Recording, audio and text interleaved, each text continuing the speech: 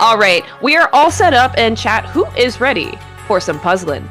We are here now with Pokemon Puzzle Challenge, and I will pass this over to Razorflame for this run of Challenge Easy Intense. Hello everyone, this is razorflamekun, and with me is one of the other Puzzle League community members. If you'd like to introduce yourself. Sure. My name's ILikeBeingSmart. I play this game a little bit. My main game's Pokemon Puzzle League, but the mechanics are, similar enough to where hopefully I'll be able to guide you through what's happening, because sometimes it can be a little overwhelming, but we'll try to explain the best we can. Yeah. So I'm mainly going to be focusing, so I'm going to be having Smart be doing most of the commentary. But with that being said, we're going to be ready to start. Is everybody ready? I'm good when you are. All right, we're going to go ahead and get started in 3, 2, 1, go. Oopsies.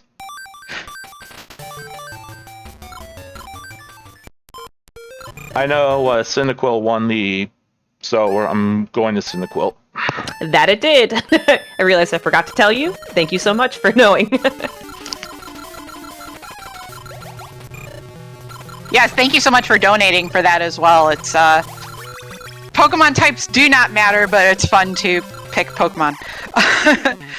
So, it's good here as Razor's settling in to just kind of go over the, kind of basic mechanics of these types of games if you've never seen them before, or you've kind of casually seen them, but not so much in a speedrun setting. So, basically, how this works is Razor is going to do the best he can, which is pretty darn good, to make kind of chains and combos. So combos are just clearing 4 or more blocks, and chains is consecutively clearing blocks in a row. The kind of cool thing about this game, perhaps to other puzzle games you may have seen, is you kind of see next to Jigglypuff there's a health bar.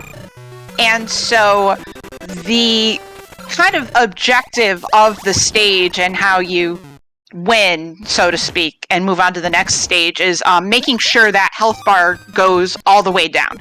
So when you do combos and chains, it gives a certain amount of damage to the opponent, and it brings their health bar down. Once their health bar goes down to 0, then you win. In these earlier levels, Razor is going to be focusing more on kind of getting kind of combining combos with his chains and making, doing like 4 or 5 clears in a row with combos to kind of maximize the effect on the opponent. This beginning easy has 8 stages, normal has 12, and then the other 3 difficulties that Razor's going to go through have 13. So it just progressively gets more difficult, as you see, and then the strategies get more difficult as well. So one of the kind of common mechanics that we try to take advantage of is something called stop time. So what stop time is when you get combos and chains, there's kind of like an invisible timer in the background that counts off, and that increases the more combos and chains you get. And so you have the ability to move more around the screen before that runs out and you lose. So essentially, when you lose, you're running out of stop time. And the more you chain, the more you combo, the more time you have to move around when the screen is completely full. Now, one of the cool things about this game is that, as kind of like you're seeing, like Razor can go completely to the top of the screen and you don't instantly die. Whereas other games in the series, it's instant death if you go up too high too quickly. Oh wow, you're just zooming through this. Excellent. So we're almost done with easy. Having it be Completithon. Like I said earlier, we're going to be doing 5 different difficulties. Easy, normal, hard, super hard, and intense. So, and intense is very intense. It's one of the hardest categories, actually, I think, in the majority of the puzzle game scene and series amongst the different games. Let's see. I'll kind of give you a little bit of what the shift is in normal here. So another kind of mechanic that the computers have is they can heal their health bar. And so after a certain amount of time, there's kind of a bar in the background that is like, as they do things, it goes up and up and up. And when it hits the top of the power meter, they can do certain things to you. So they can either send garbage as they're making combos and chains off screen, or they can heal. Different opponents have different health bars that go at different rates. In the earlier modes, those health bars fill up less slowly, so you don't necessarily have to worry about healing, but it's going to come into play later on in the other difficulties. So kind of the overall strategy, as the difficulties get harder, or as we go up, is kind of strategically doing. So it's not only just combos and chains, which are fun to do, for sure. Like once you really get into the nuances of how to effectively do them, it's kind of fun and challenging to do them. But when it comes to speedrunning, it's not just about raw combos and chains that you're trying to execute, but it's also controlling them. So your ability to have awareness. So if you've ever seen like Pokemon Puzzle League or Tetris Attack, we talk in the community. Our community is called League of Puzzle Speedrunners. So we talk a lot in the community about board awareness. And in those games, it's kind of looking at your computer, but board awareness in this game is looking at that health bar and looking at what your opponent is doing. So the strategy is basically cutting off your combos and chains and judging the health bar that the opponent has enough to be able to get kind of to around 1/3 health left. And then you cut it off. Really focusing on what you want to do. And then once you cut it off, you restart another set of combos and chains to be able to finish off the health completely. So, I mean, there you can completely finish it, but as we go on, just kind of pay attention to that health bar and that vibe of just, like, I love these games so much. I just adore them. And it's like lots of games are like this, but it's like one of those games that the more you play it, like especially in a speedrunning context, the more you can pick up and do, and then the harder it gets to actually, like the higher your skill level gets, the more nuance you need to execute exactly what you want to do.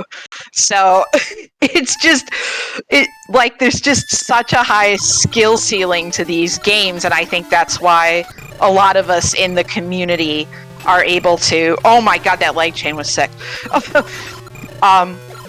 That's why a lot of us in the community keep coming back, as much as these games drive us crazy sometimes.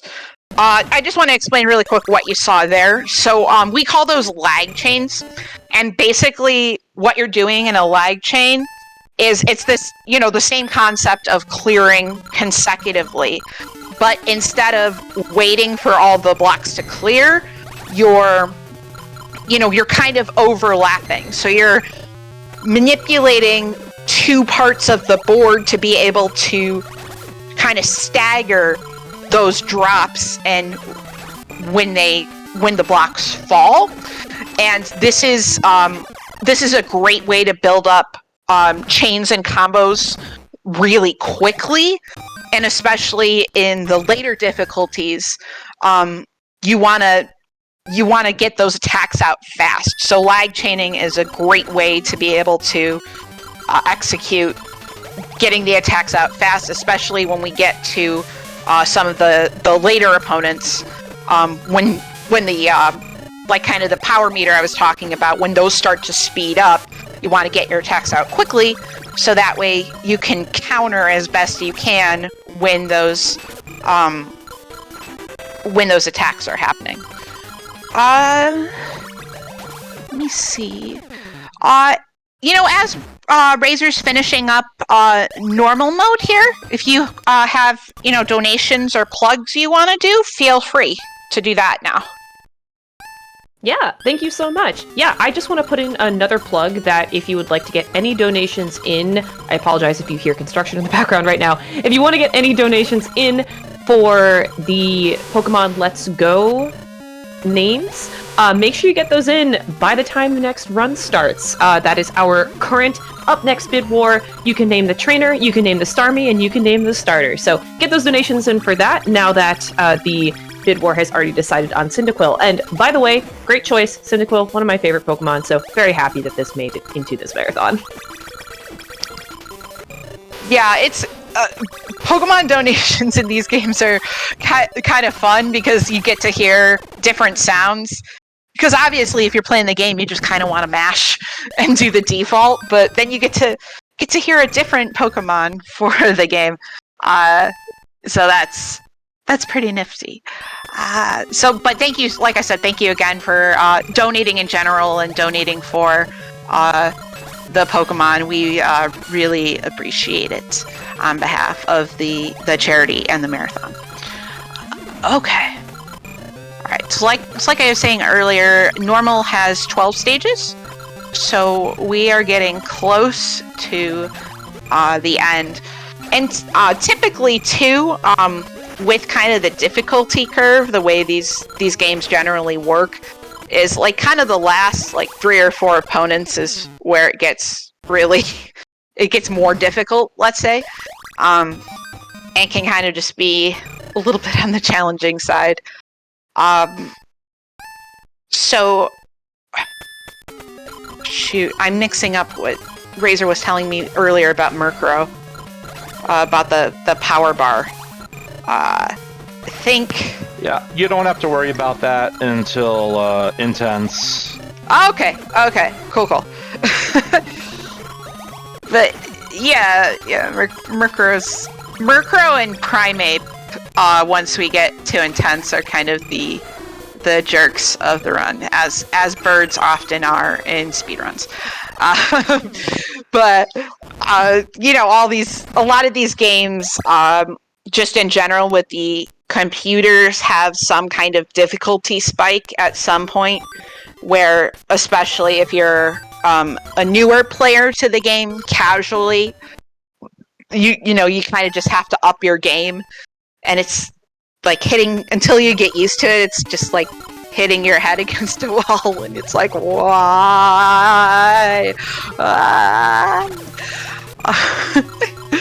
And these games are, a lot harder than they look, and I certainly hope, as we, play these types of games, these marathons,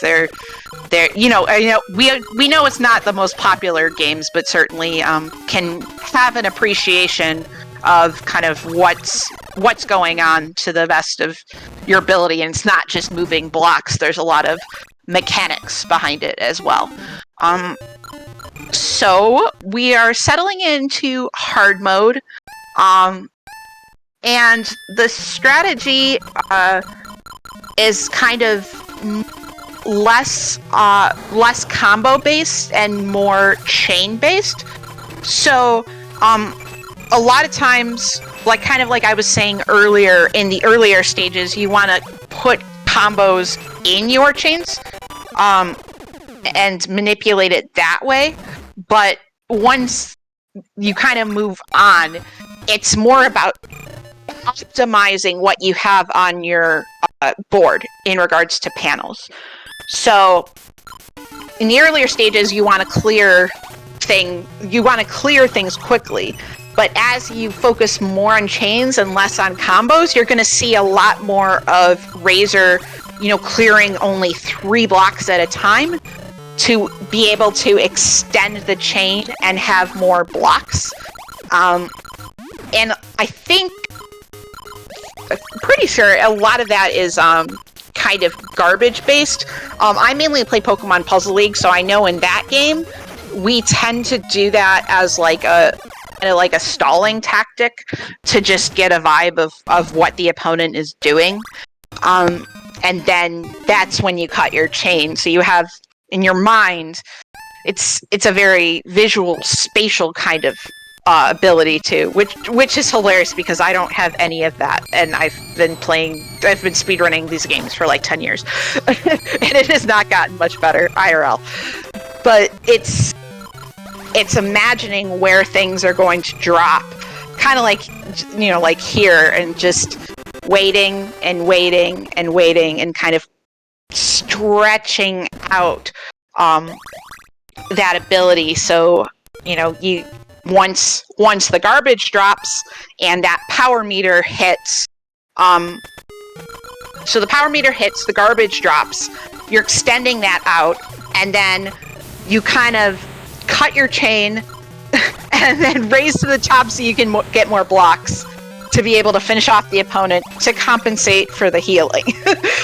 Which sounds complicated, because it can be.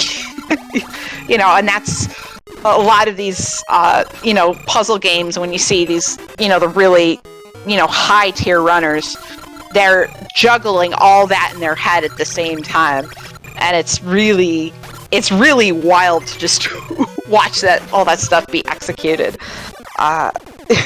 You did see a heal there, by the way. Yeah.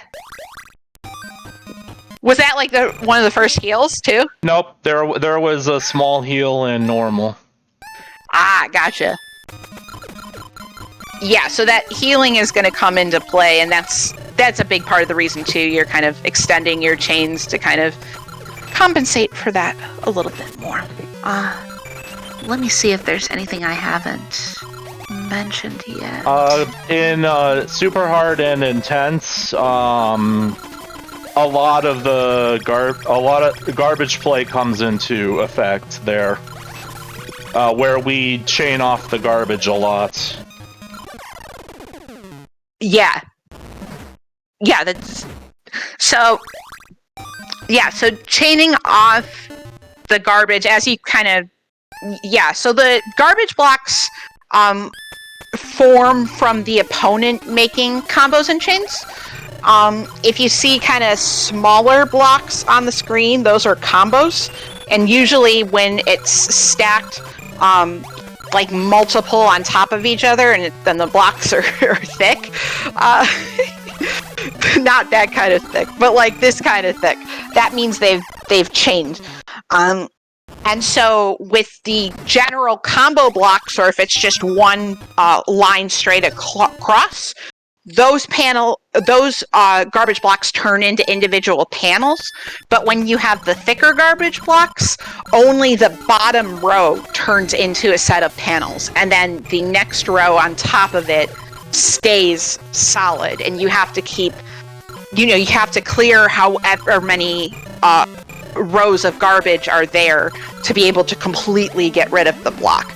And so you kind of, like I was saying with extending these chains out, you kind of want to use the panels off of the garbage as another way to extend your chain to be able to observe, where the health bar is, what the opponent is doing. And it's really a talent to be able to observe all that at the same time. And because you're really, looking really quick. You go. Worst sound in video game history. yeah, Jinx is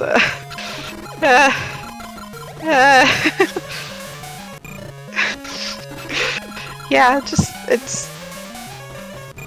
it's the antithesis of Chef's Kiss. And the funny thing is, when I play these games, I play them with the sound off. So the only time I really get to hear all the Pokemon cries is when I play these games against people in real life at events and stuff like that. So I forget how annoying some of the Pokemon sounds are until I actually play with my friends online, or in person, or kind of in marathons and these kind of things.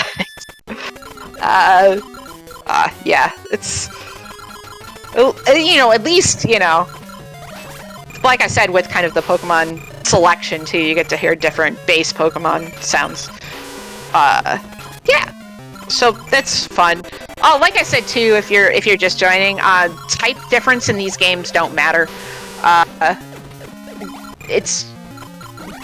Sometimes we get asked that. Does it really matter? No, it doesn't. It doesn't matter. It'll matter in Let's Go, which you should be donating for those incentives.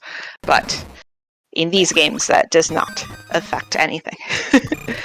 I'll throw it back to the host for some more donations as Razor's wrapping up hard mode here. If you've got anything to say or a plug and all that stuff. I will just build off of your previous plug that we would love some donations for those Pokemon names. So if you are donating and would like to donate towards Bid War, we do have the Pokemon Let's Go trainer name, starter name, and Starmie name all up for grabs. Those all also go towards our newly opened incentive for Hollow Knight at the very end of the marathon.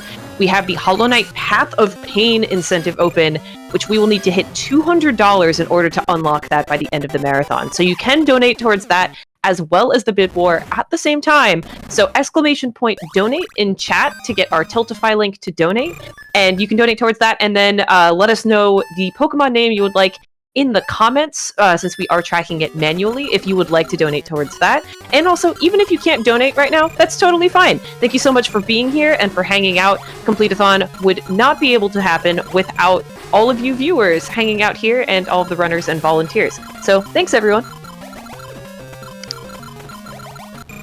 Excellent. Thank you so much. So we're cruising. We're cruising along, and hopefully I have articulated well enough, kind of. So now you can just kind of see what's going on. Yeah. What's up? Once you get used to this game, you are able to see out of your periphery them healing. Yeah. Yeah, it's a talent and a skill, and it's one of those kind of puzzle skills that you're constantly developing. And I think the other kind of cool thing too is sometimes you can actually tell who's playing the game by kind of the way they go about their combos and chains. Maybe not as much. In this game too, probably. Just by kind of what people are picking. And I think that's what makes these games so fascinating. Like, as I'm looking at the screen, I'm seeing different combos and chains and ways to do things that may or may not be matching up with Razor's vision of how to do things. Like, if you're all about the vision, these are great games for that. Because it's really about... It's like perception and then seeing. It's like all games are complicated, of course, and have their difficulties, but I think that's what makes these kind of games replayable, is just that it's never the same run twice. These boards are randomized, and sometimes it's kind of easy to see where everything's starting. And then other times when it's randomized, lots of colors are kind of in the way of each other. And you have to figure out how to untangle what you're seeing. And then sometimes you think you're effectively, getting colors out of the way. And sometimes you don't. And then it's like, oh, I'm losing time. Also, puzzle splits don't... I mean, they matter, but they kind of don't matter. Because it's, the stages... It's a little bit more consistent, actually, in Puzzle Challenge. I think than maybe some of the other games that I'm more used to, just because of the board size. But... Yep.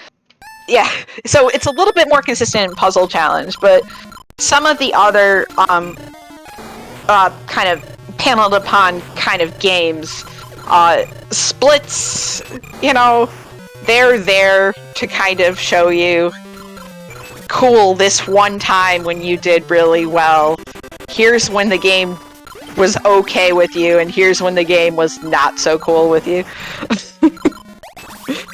So... It's a fun little challenge. Okay, so as we're getting to super hard here, something Razor is going to be kind of altering his strategy on is making as large of a first chain as possible. Oh, okay. Yeah, what's up? Hey, Nicole, you doing good? Oh, what's up? Sorry, your mic kind of went fuzzy there. Okay, so it seems like Nicole's having a few problems with their microphone or their internet. Hopefully they'll be able to be back quickly. Okay. Okay, you're good. You sound good now. Oh, okay. Yeah, you just kind of dropped out a little bit there. Oh, I didn't realize. Don't worry about it. It's all good. Okay, so I'll just repeat a little bit of what I was saying. Just kind of what the strategy is going to be here in Super Hard. Sorry, we call it S Hard in Pokemon Puzzle League. Super Hard. So Razor is going to be making as large of a chain as possible to start after raising his stack completely to the top.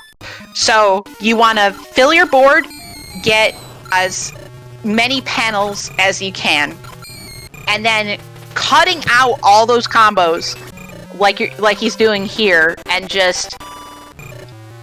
like I said, it's a lot of observing and chilling out of the corner of your eye.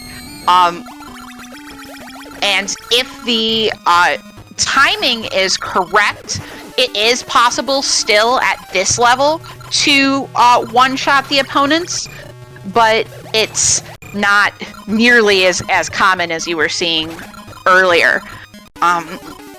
Yeah, and it's only for the first couple of opponents.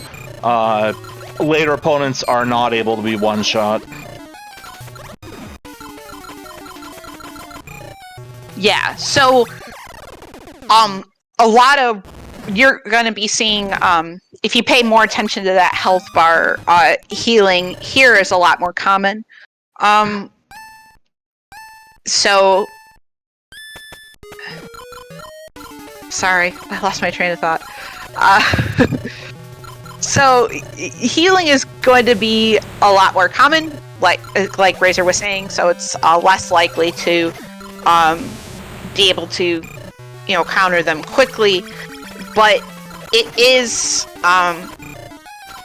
reliable enough to still be able to have, pretty consistent times without any major trolling, which is always a possibility in these puzzle games. So as you're seeing here too, Razor is using his the garbage blocks there to be able to extend the chain. Chains affect the health bar after they're completely done, whereas you saw there when he made an 8 combo, the combos just kind of pop more quickly.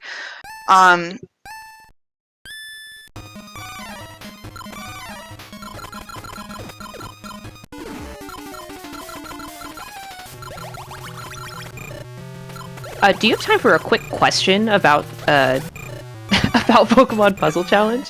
Yep. Yeah, sure. Yeah, so I noticed that there were a bunch of different categories of runs, and at the start you specifically selected Challenge. What is the difference between a run of specifically Challenge and some of the other categories? Challenge is the mode where you... it's the main mode that you play in this game. It's the mode where you face off against the opponents. Other modes, there's puzzle mode where you just solve puzzles, and then there's marathon mode where you literally just... basically it's like your Tetris marathon mode.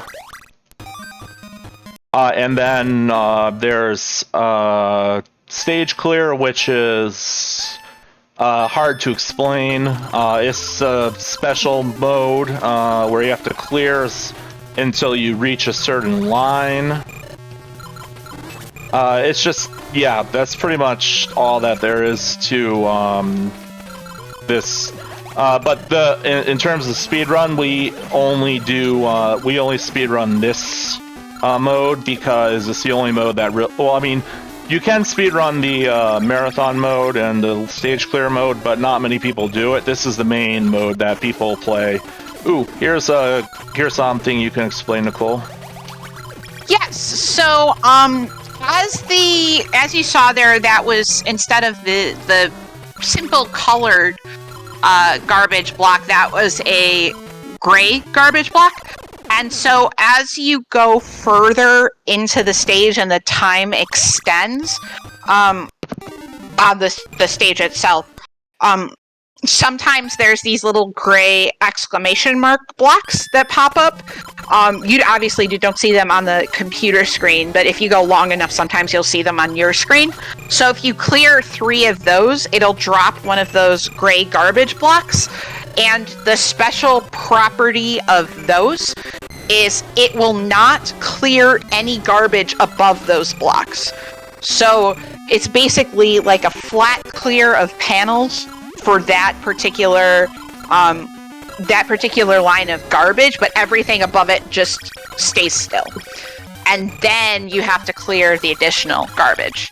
Kind of another garbage property that you're seeing here is something we like to call like second tier and third tier. So when you have multiple garbage blocks that are thicker, that come from 3 chains or 4 chains, so those thicker garbage blocks, and you stack them on top of each other, it only clears the bottom row of panels, like I was saying before, and then everything above it is solid. So then you might have like a panel, a garbage, a panel, and a garbage, and on and on. So then you have like an extra line, or sometimes 2, to clear in between. And when that happens, sometimes not so much in this game, but you kind of keep an eye on whether or not you can clear on that particular level if you kind of really get in a pinch. But I don't think that's as applicable to this game. But I just wanted to point out that is one of the quirks of garbage blocks as well. It is applicable to this game, but not as much as the other games. So, in it, especially, you'll see it pretty much a lot in Intense. Okay. But not too much. It's something that you'll see. I don't know to what extent though. Okay, this should be done. Yeah, it's another layer. So many layers. Enter some meme and reference here that I half know but probably don't. I'm not very good about references and sayings and stuff. But I think it's the layers and the onions and Shrek or something.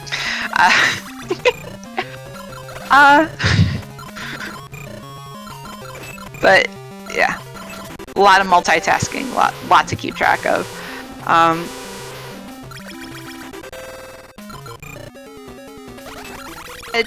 Yeah, I'll turn it back over to the host if you have anything else you want to say or plug. I will always be down for a plug. And and this is because I will not stop talking about the incredible charity that we are raising money for here at Completithon, and would love to tell you all some more about it. So I just want to talk a little bit about Somos Familia Valle. I'd mentioned before that they are a community dedicated to LGBTQ plus resources and different like community gatherings and resources. And if you or anyone you know wants to get involved with Somos Familia Valle, you can go directly to their site, www.somosfamiliavalle.org. That can pop up if you do !charity in chat and see all that they have to offer. You can directly sign up to become a member of Somos Familia Valle for free in order to get updates on activities and events that the community hosts. So Somos Familia Valle also hosts free LGBTQ plus youth programs in person and virtually. So youths aged 12 to 17 who are LGBTQ plus immigrant, people of color, and their allies can have a space to make new friends and discuss the issues and ideas that matter to them. The group also learns about mental health, diversity, inclusion, the power of community, advocacy, organizing, and social justice to help youths create change together. So if you're interested in those programs or know anyone who is, you can grab that link at !charity in chat. And again, !donate to get our Tiltify link to donate towards Somos Familia Valle. Again, every dollar we raise towards during Completithon goes directly towards Somos Familia Valle, and we really appreciate it. Every amount matters and really, really helps us out. Thanks. Yeah, so I died. And if you die on any difficulty other than intense, you are no longer able to use that Pokemon for the rest of that difficulty. No, Cyndaquil! Yeah, so unfortunately I'm just gonna finish this out with Chikorita. It's just something that I didn't think would happen before intense, so that's my fault. I actually forgot that this actually happened. So yeah, but he'll be back in the next difficulty for sure, and we'll be staying in that difficulty because when you die in that difficulty, you keep your Pokemon, unlike in other difficulties. You're just showing off some core functionality of the game, you know? We wouldn't have seen it otherwise. Yeah, well, I didn't mean to die, so yeah. Oh, it's all good. It happens. Yeah. Yeah, to get through, one of these games, completely deathless is, quite a feat, much less doing all 5 difficulties.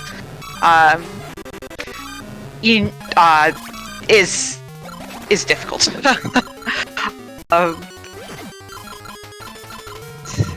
Let's see, what else can I talk about? I would just like to point out how sad the Totodile looks.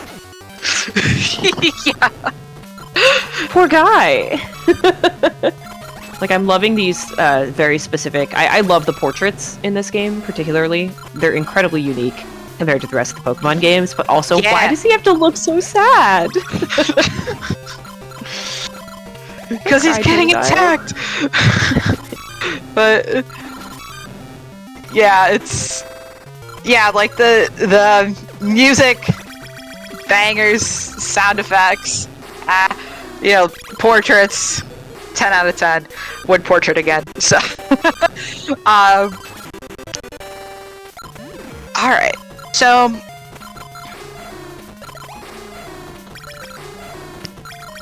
Well, I have another question, because sure. It was mentioned that you are... So you're more of a Puzzle League runner. Are there a lot of the mechanics are pretty similar, but what are some of the, aside from, them being like different games entirely, but like what are some of the core mechanical differences between some of the things that you do and some of the stuff that Razor's showing off here? Oh, yeah, great question. So, the biggest difference is that you can see the opponent's gameplay, and obviously that's just, a Game Boy limitation versus an N64 limitation. I think the other primary difference is kind of earlier when I was talking about, in this game, you're kind of watching the health bar, you're watching the heals.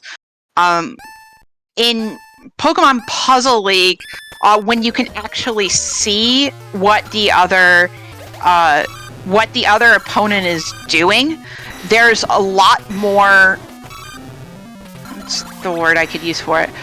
You have to have a lot more, especially at the higher difficulties. You have to have a lot more restraint in what you're doing, and sometimes it's literally just staring at the other opponent's board and just waiting for a specific drop timing to be able to.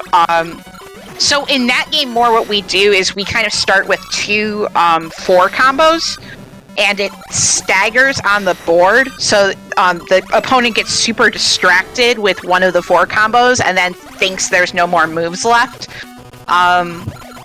And so kind of similar to this game, you start with smaller, you don't need as many chains and combos for them to basically run out of stop time. But when it gets later, you basically have to fool them, essentially. And then that's so much of the game. We actually did, we have actually a Pokemon Puzzle League tournament coming up next month. So if you're enjoying the gameplay here, you can, tune into the League of Puzzle Speedrunners Twitter. We update that a lot to kind of tell what events are happening in the community. So next month is our big Pokemon Puzzle League tournament, and there we kind of run all the difficulties as the tournament goes on. And, the really top tier players are exceptionally good at just the, intuition sense that you need for, this game as well. There's just kind of, as you improve your own skills, there's kind of this, not only inner tuition of, when you need to cut off your chain, because sometimes your chain just ends. You don't see when a block is going to drop, you misjudge when a block is going to drop, you just run out of panels and you can't chain anymore. But the other kind of layer is you get this intuition in your head, and it's kind of here it's more health bar based, where you're I don't want to get into Razor's brain too much, but it's kind of you tick in your head, okay, if I do this combos, it's this much damage, and this chain is this much damage. And like I was saying before, you in the higher difficulties, you need to really be conscious of that and cut off your chains and combos at a certain point to restart your attack. But also with the stop time, like I brought up earlier. So when you have stop time, it's the more chains and combos you do, the more that stop time builds up. And as you play the game more, you get kind of this sense of when your stop time might run out. And I think in Puzzle League, it's more... Sorry if you hear my cat in the background. It's more about judging that stop time meter and being able to, in your mind, know how many panels you can move and how quickly you can move before that runs out. So if you have a brain freeze or something, which happens to the best of us, you kind of, in your mind, there's this background timer too that's shrinking. Kind of the kind of PvP scene is called it's kind of like an online multiplayer scene called Panel Attack. And so the cool thing about Panel Attack is that they have, on the sides of the screen, they have different bars and meters, and one of the meters they have is actually a stop time meter. So you can literally see it shrink, and as the difficulties go up, as you get into harder difficulties, the amount of stop time you have goes faster. So sometimes if you're, and I think that's what makes the game more difficult too, especially for casual players, and especially in Puzzle League. What makes V hard and S hard so difficult in that game, and certainly like here in Intense, what makes Intense so hard is that stop time meter like goes faster. So you have.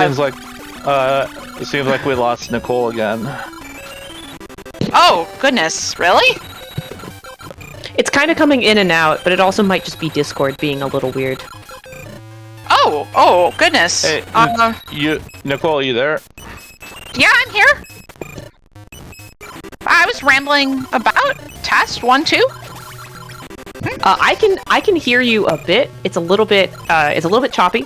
I don't know how well anyone else can hear me. Go ahead and do some donations. Okay. Okay, so it might be all of us that are coming in kind of weird. Or it's just, okay, so it's, okay, we're good in the... Alright, so it sounds like we are, according to chat, it sounds like we are good on the stream, but are having a little bit of difficulty hearing each other, I believe. If someone in chat can confirm that, just so we can check in on a little bit of a tech issue here.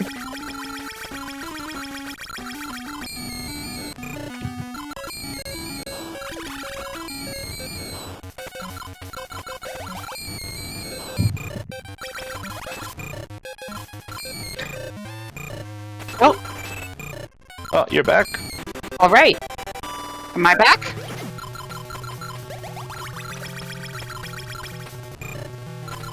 All right. Sounds like we can all hear each other. Okay. Are we back? I believe we're back.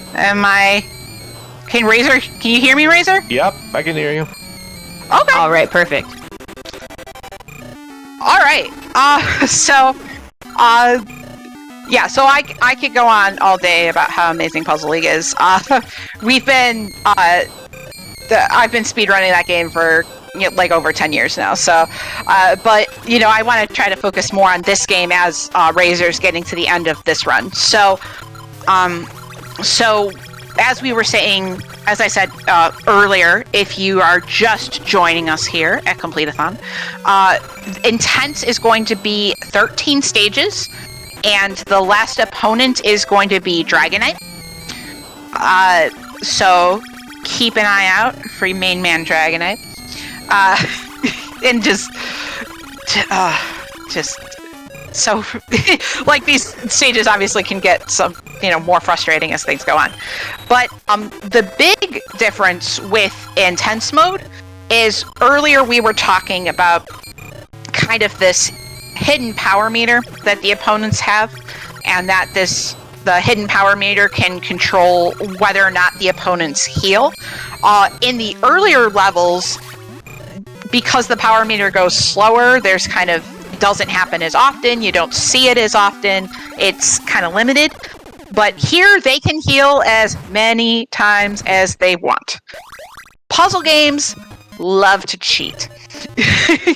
Like another game I play is Wario's Woods for the Super Nintendo, and that game loves to cheat, and Puzzle League opponents love to cheat. And the version of cheating in this game is that these opponents in Intense can just heal whenever they want.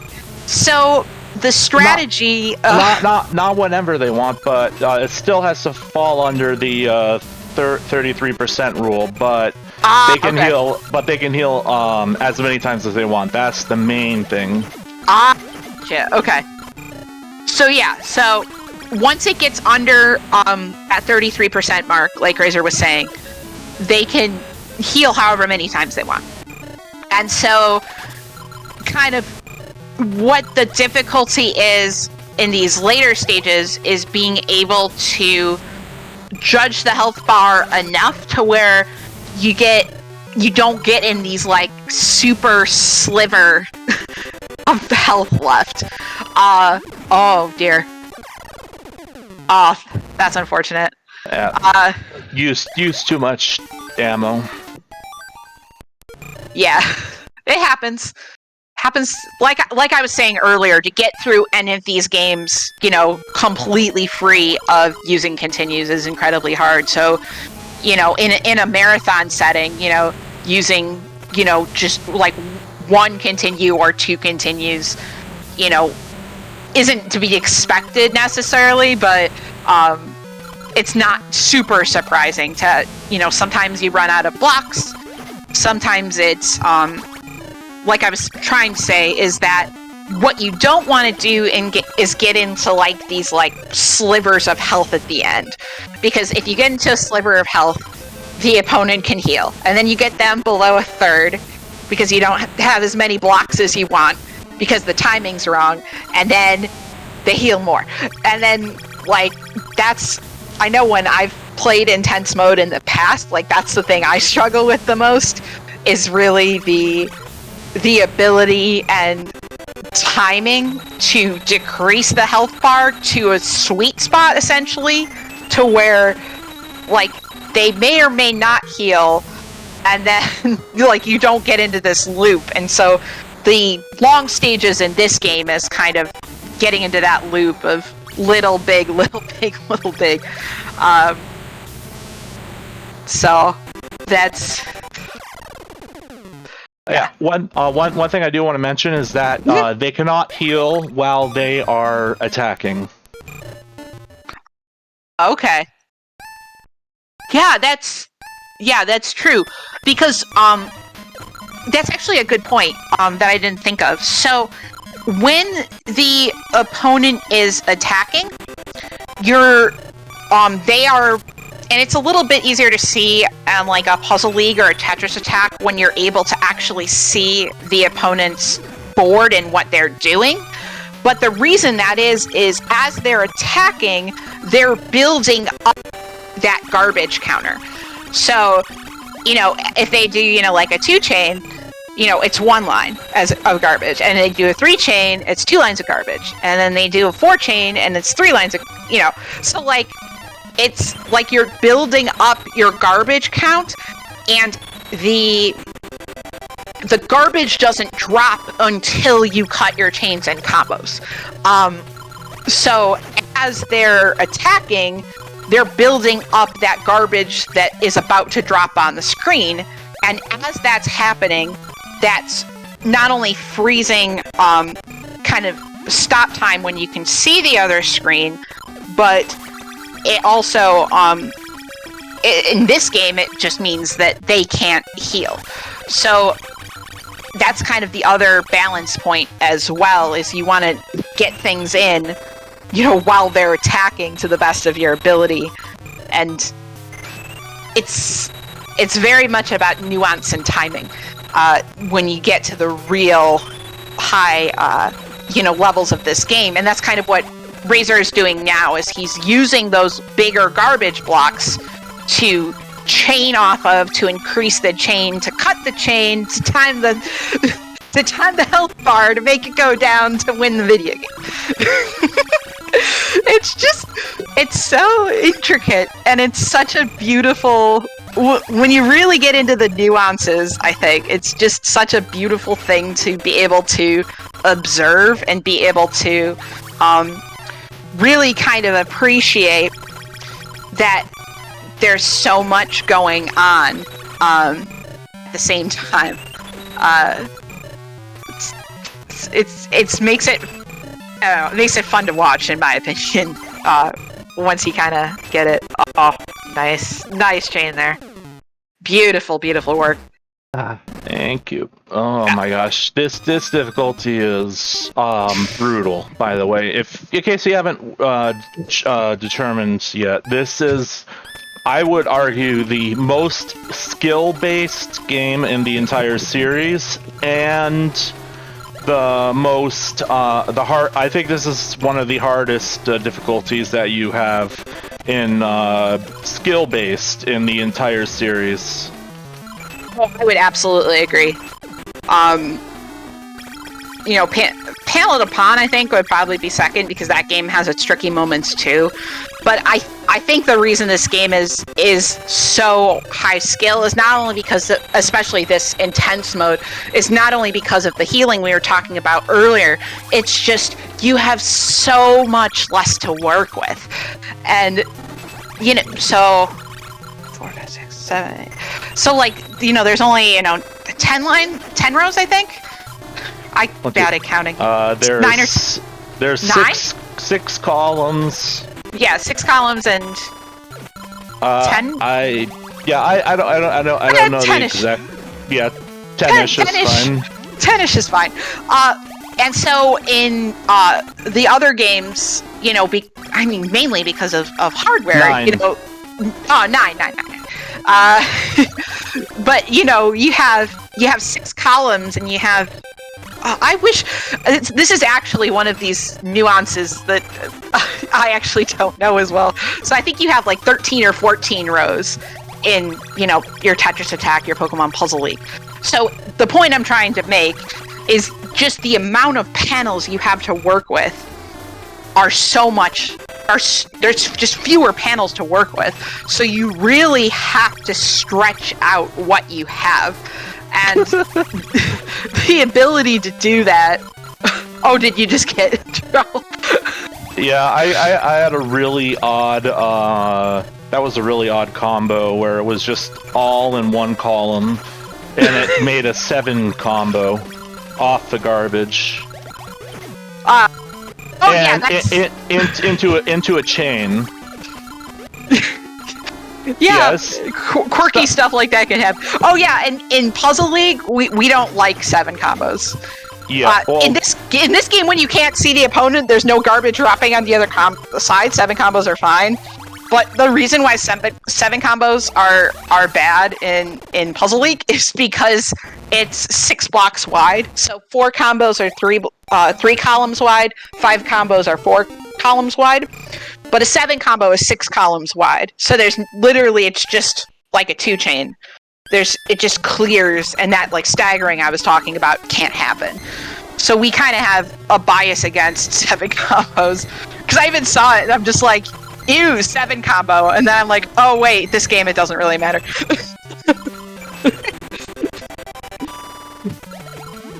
Yeah. Also, as we're moving on, the opponents are getting more and more health. None of these opponents in this difficulty can be one-shot. They have way too much health. You would need to do like a 35 or 40 chain. Actually, no, you can't even do that because the amount of damage that a chain does is actually capped.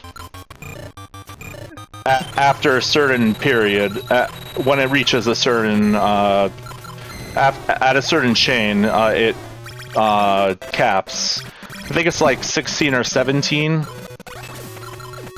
Yeah, that sounds about right. You know, in other games, it's like if once you get a chain above a certain amount, it turns into a question mark in some games. Oh nope. No, that's yeah. That's a bummer. Yeah, it's intense is hard. It's hard.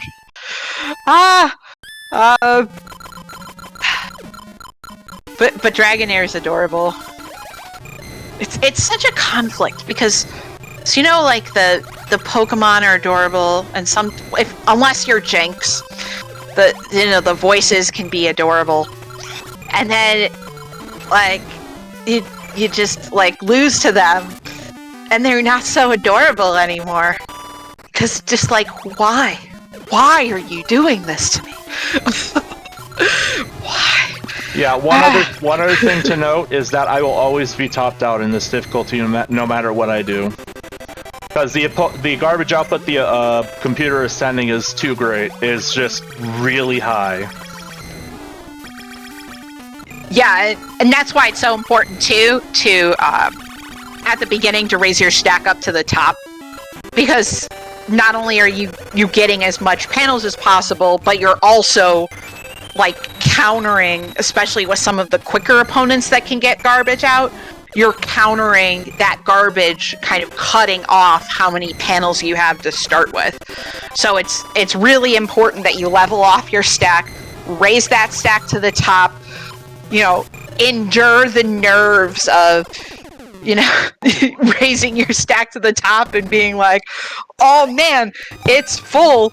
Oh my god, I might lose. But in this game, you don't have to worry about it as much.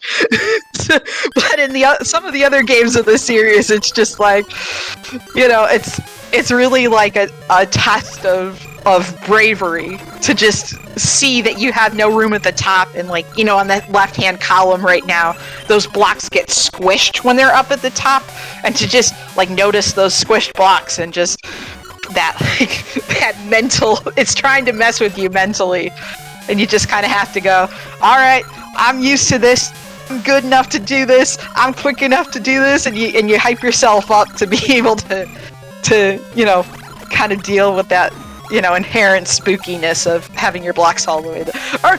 Or maybe I'm just projecting, and this is something I've been feeling for all this time, that I just get a little scared when I see that. It's just like, oh no, ah, because they start bouncing and then they squish, and it's like, ah. Okay. As how about we throw it back to the host as I calm down from being spooked for no good reason. Well, actually, I wanted to ask another question Sure. as we go through, you know, the last round of these different opponents. Is there any difference between, and I might have just missed it before, but what is the difference between each of the Pokemon that you face off against, aside from how the garbage looks? They each have their, they each send, their power, the power meter is the main difference, but also certain Pokemon have different stats. Some of them are, some of them have more health than others. For example, Hitmontop has the most HP out of any Pokemon in this difficulty. And Murkrow is the fastest attacking out of anyone in this difficulty. And then Dragonite's a combination of the two. So but they each that's pretty much the main difference. So it's the speed at which, so it's both the health and the speed at which they end up attacking and sending over garbage. Yeah. And also the amount they can heal is dependent upon where you are in the game. They can for this portion of the game, they can heal up to 50% of Dragonite's maximum HP, which is a lot. It's normally enough to heal them back to like half full. Yikes. Yeah, pretty much. Yeah, and that's why it's so important to yeah, that's why it's so important to be aware of how much combos and chains you're sending, and kind of in your mind marking off like where you need to cut off your chain in order to get their health bar. Two, so that way when they raise it, when they heal and the health bar raises, you're kind of compensating for that as well. Okay, so I'm just gonna quick note. I'm not gonna be talking for the rest of this because these last three opponents are difficult. Yeah. Yeah. So like Razor was saying, Hitmontop has the most help. But like, and the crazy thing is, like, you don't if you're kind of playing this casually, you know, it's you don't really know, so it's kind of this tricky thing of, oh man, like, why does it seem like it's taking so long? Why is it taking so long? And that's why. And it's okay. It's not you. It's the video game. Sometimes with puzzle games, that's just That's just what you need to say. Now, sometimes we tend to blame the game a little more than we should, but it's not you, it's the video game is a great general mantra sometimes to make yourself feel better. Yeah, I know you had mentioned before that this is a very, very skill-heavy game, and obviously we can all see that it's a very, very skill-heavy game. I was wondering how many times you do have an instance where it's like, oh, that was the RNG, like there was nothing I could have done. I think it probably happens a little bit more in Puzzle League than it does here, but yeah, there because of the timings, sometimes it literally is just the timing of the heal. And so if you get the health bar in a good spot and the opponent just heals, sometimes there's literally just nothing you can do. But I think, like Razor was saying earlier, I think that's why this is a very, probably one of the highest skill-based games in the series, is because it's a little less of that RNG that's happening, where you can control it, and where in the other games in the series, it's you can have the perfect drop at the perfect time at the perfect amount, and then the opponent just does a bunch of clears and you add an extra minute or two. So yeah, that happens quite a bit as the difficulties go up. It's unfortunate and it's frustrating, but when you get into puzzle speedrunning, that's kind of just an inevitability. That just, you kind of have to accept that even if you did the right thing, it's just not going to work. Alright, so we've got 2 more stages here. We've got Mr. Murkrow and then Dragonite. So timing is going to happen on Dragonite when the cursor disappears, but when the cursor disappears is dependent on when the health bar is done, and sometimes that can happen quickly, and sometimes that can happen not quickly. So it's just dependent on that. Maybe I'll just do kind of some short shout-out stuff. Like I was saying earlier, the community we're a part of is called the League of Puzzle Speedrunners, or LPS for short. We do have a Discord, so if you want to join us, you can ask us about, anything in the Panel Upon series of speedrunning, and, we'll be happy to help you out, or at least direct you in the direction of people who speedrun these games and really know the ins and outs. Also, we have our annual Pokemon Puzzle League tournament happening. That is starting at the beginning of September. I think qualifiers happen the first weekend of September, so if you want to follow that and more of this, but more frustrating. And then we also have, especially now with the Puzzle League tournament coming up, we have Friday night race nights. So if you want to, follow some of these games that you like and kind of see us rage at them, PG-13/R as we get later on in the evening, just as a forewarning. You can certainly join us and hang out with that as well. So it's a super friendly community. It started 10 years ago on SRL, and a crazy bunch of us just started playing these games, and it just grew and grew, and now we're here, where we can have fantastic commentary and really high quality gameplay, and people really intricately knowing what they're doing and how to explain it. So, alrighty. Right, this is the final stage. Thank you so much for, well, I'll do a little bit, but yeah, thank you so much for watching and donating. Pokemon Let's Go is after this, so stay tuned for that, because that's a great game to watch.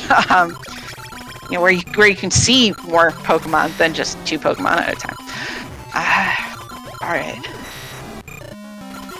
Yeah, that's also a great reminder to get those donations in for all of the bid war incentives that we have for Let's Go coming up. That is for the trainer name, the starter name, and for the Starmie name. So if you want to get any donations in to name any of those things that I've mentioned, get those in now! ! Donate. Oh. Okay. All right. I'm just gonna sweat. Oh. Yeah, that heal. No, I'm on the edge of my seat right now. I know. I'm just gonna sweat this one out. And hopefully, you've learned some things along the way to be able to appreciate what's happening without me blabbering on in your headsets, earphones, and/or devices. All right. So we've got the stagger off the garbage, so that's going to increase your chain there.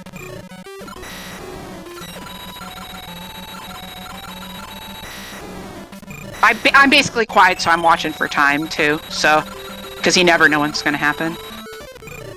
Or, I mean, I kind of know when it's going to, but not exactly. Okay. I think we're just out of that safe zone.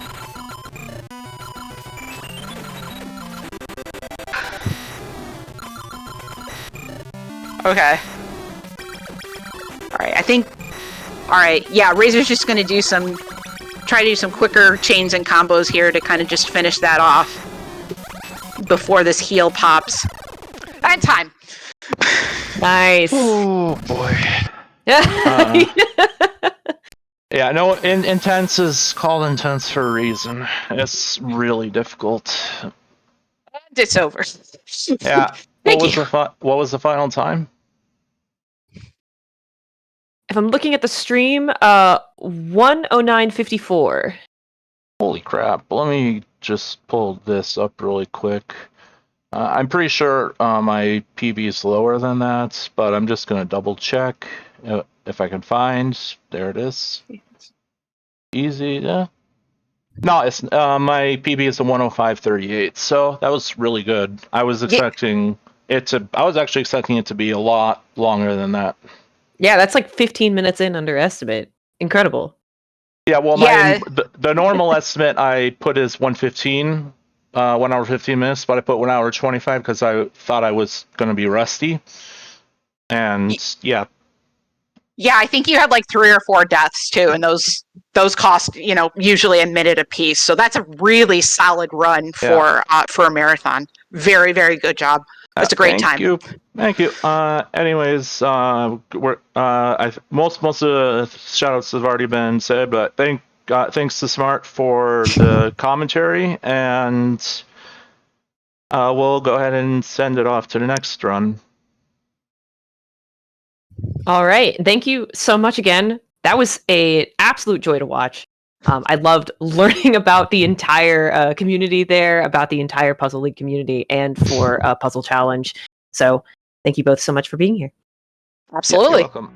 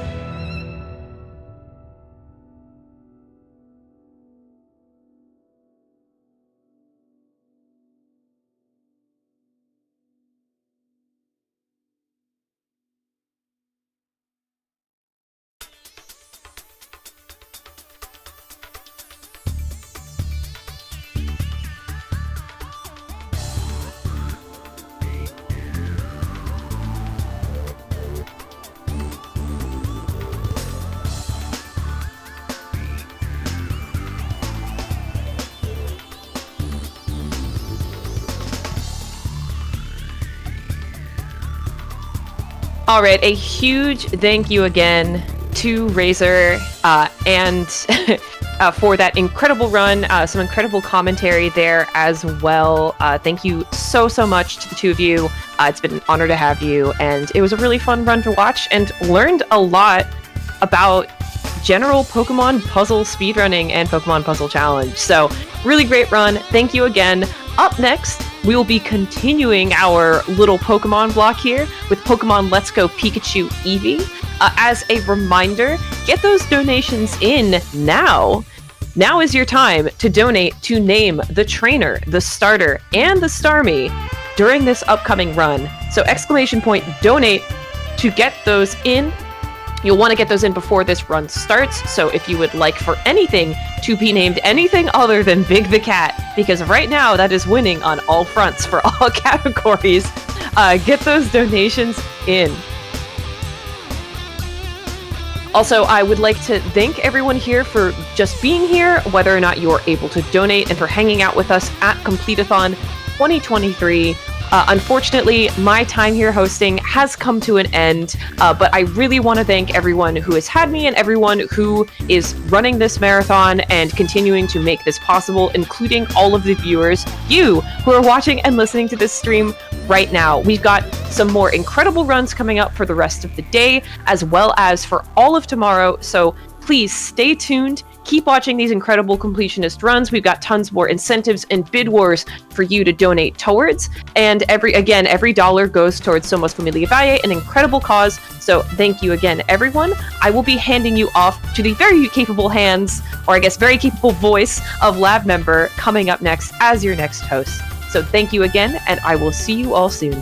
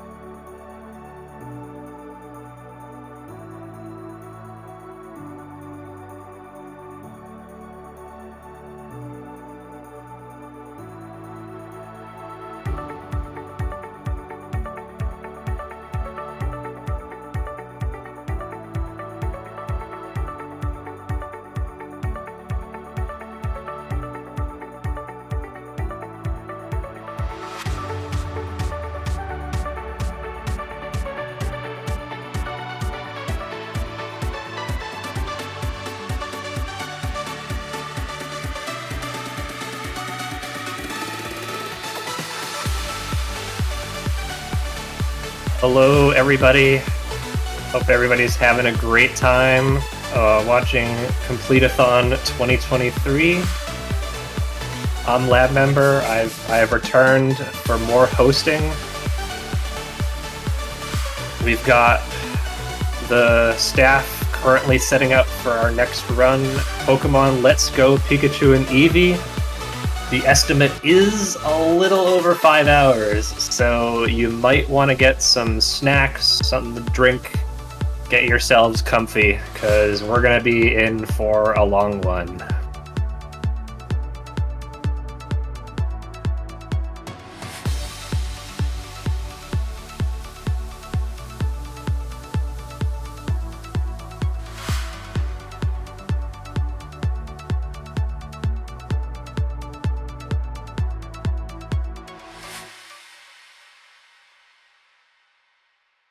On the topic of our next run, I thought I'd take one more opportunity to plug some relevant donation incentives.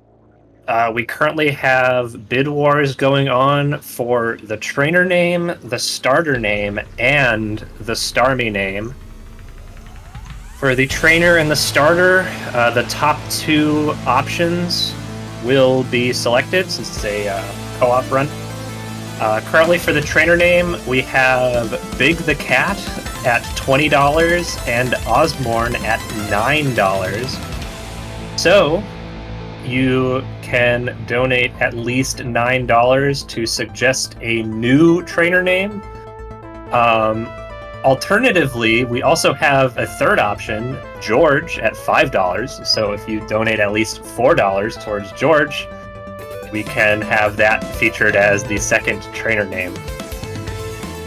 For the starter name, we currently have one entry, and that's Big the Cat for $5. So any donation before the run will allow, would default to being in the top 2. So any amount you can suggest a new name, limit 12 characters, by the way, just kind of how the game works. Make sure to check out the Tiltify page, and you should be prompted to select a donation incentive to put your donation towards. And finally, the Starmie name, believe it or not, the winning option right now is Big the Cat at $10. I have been told that the Starmie is going to be named a little bit later in the run, so you can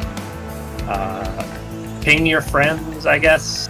We're not going to be, I think, from my understanding, we're not going to be naming the Starmie for a while into the run. So we're not starting the run immediately, so you got plenty of time to come up with a name if you are interested in donating towards these incentives.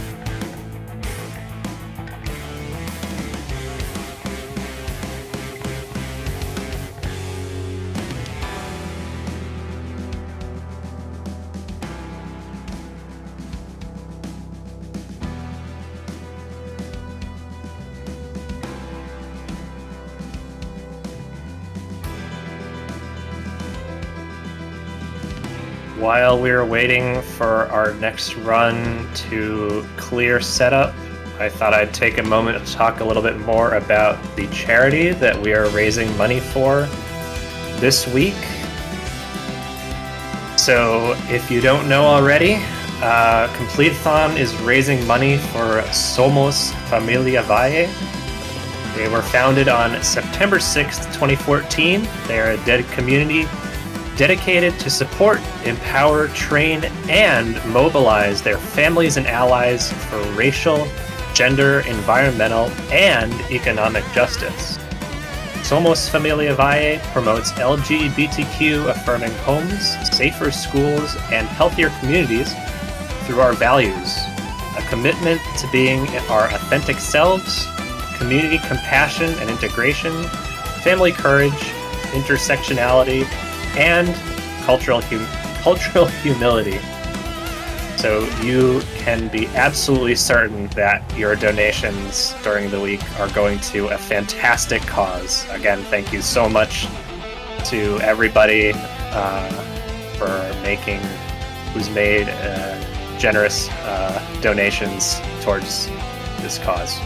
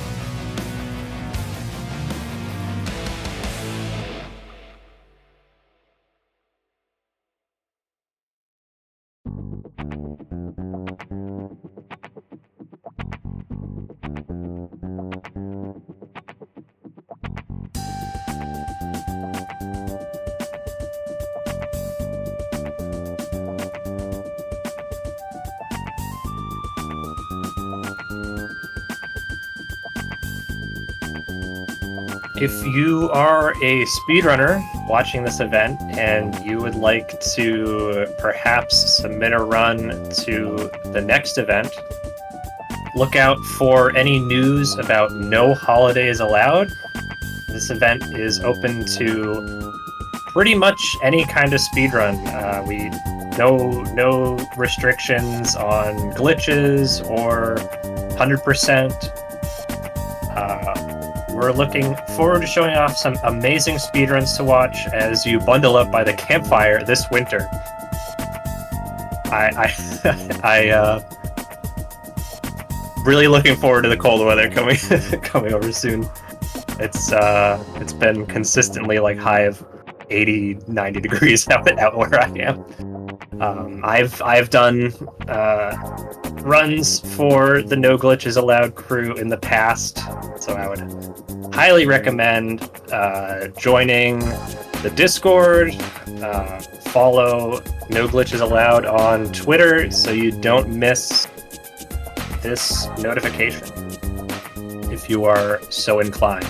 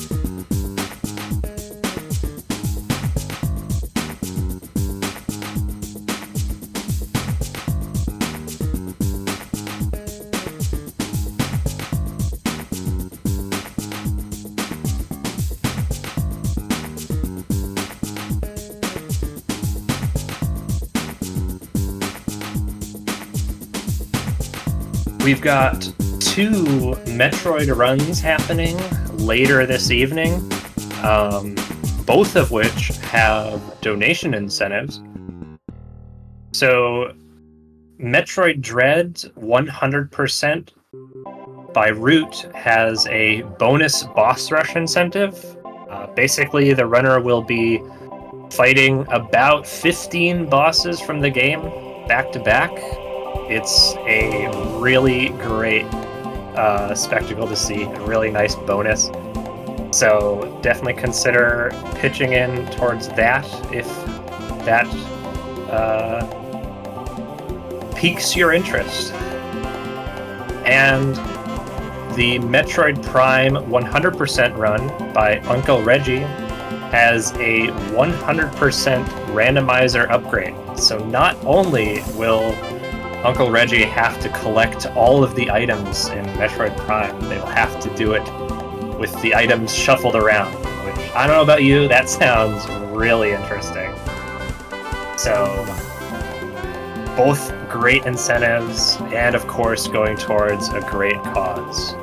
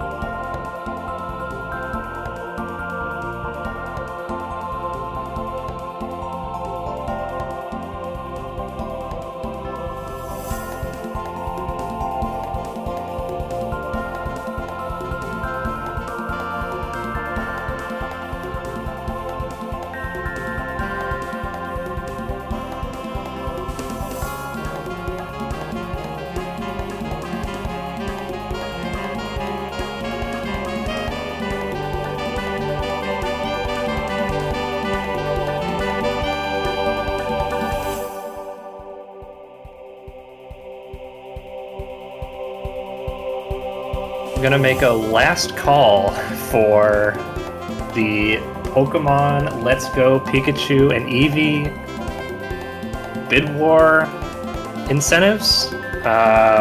In short, minimum $9 donation. You can pick one of the runner's trainer names. We currently have $20 towards Big the Cat, $9 towards Osmorn, and $5 towards George.